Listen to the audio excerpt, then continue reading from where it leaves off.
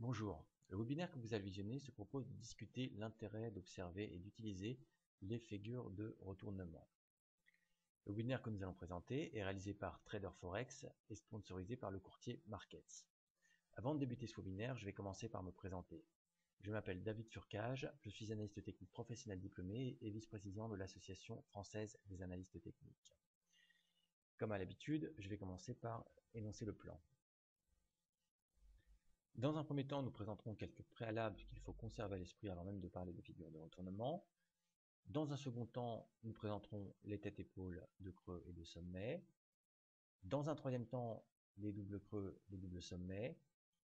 Dans un quatrième temps, des figures de retournement que l'on nomme les V-top et les V-bottom, avant de conclure sur ce qu'il fallait retenir de la session. Alors, nous allons commencer par discuter quelques préalables. Ce qu'il faut conserver à l'esprit, c'est qu'une figure de retournement témoigne d'un changement d'opinion. Il s'agit de, nous faisons à l'aide de l'analyse technique de la psychologie de groupe, la psychologie de marché, dans laquelle deux groupes s'affrontent, les acheteurs et les vendeurs, et lorsqu'il y a déclenchement d'une figure de retournement, eh bien finalement il s'agit d'un changement d'opinion, mais aussi un moment à partir duquel l'un de ces deux groupes prend l'avantage par rapport à l'autre. Alors, elle permet dans la plupart des cas de calculer des objectifs théoriques dits minimum.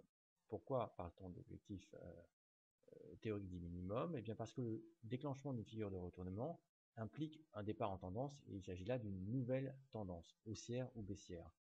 Auquel cas, le marché peut très bien aller au-delà d'un objectif dit théorique. Il débute une tendance et cette tendance peut se prolonger jusqu'à ce qu'elle sonne des signes d'affaiblissement et qu'il y ait à nouveau un retournement et donc une nouvelle tendance. Donc rien n'indique que les prix s'arrêteront sur un objectif dit théorique, et c'est pourquoi on appelle cet objectif théorique un objectif minimum dans le cadre d'une figure de retournement. Alors ce qu'il est très important de savoir, c'est que pour qu'il y ait figure de retournement, il faut préalablement qu'il y ait l'existence d'une tendance haussière ou baissière. Donc on ne peut pas observer de figure de retournement, par exemple, à l'intérieur d'un range ou d'une tendance latérale. Donc il faut bien se rappeler que s'il n'y a pas de tendance haussière ou baissière antérieure à la figure de retournement, eh bien cette figure de retournement risque d'être un mauvais outil. Alors après avoir présenté ces quelques préalables, nous allons passer dans le vif du sujet et discuter l'une des figures de retournement les plus connues qui s'appelle la tête-épaule. Alors sur la figure 1 que vous pouvez observer, il s'agit de la présentation de cette figure de retournement sous forme théorique. Et comme vous voyez sur la flèche verte, il y a l'existence d'une tendance préalable. Ici, il s'agit d'une tendance haussière. Donc c'est une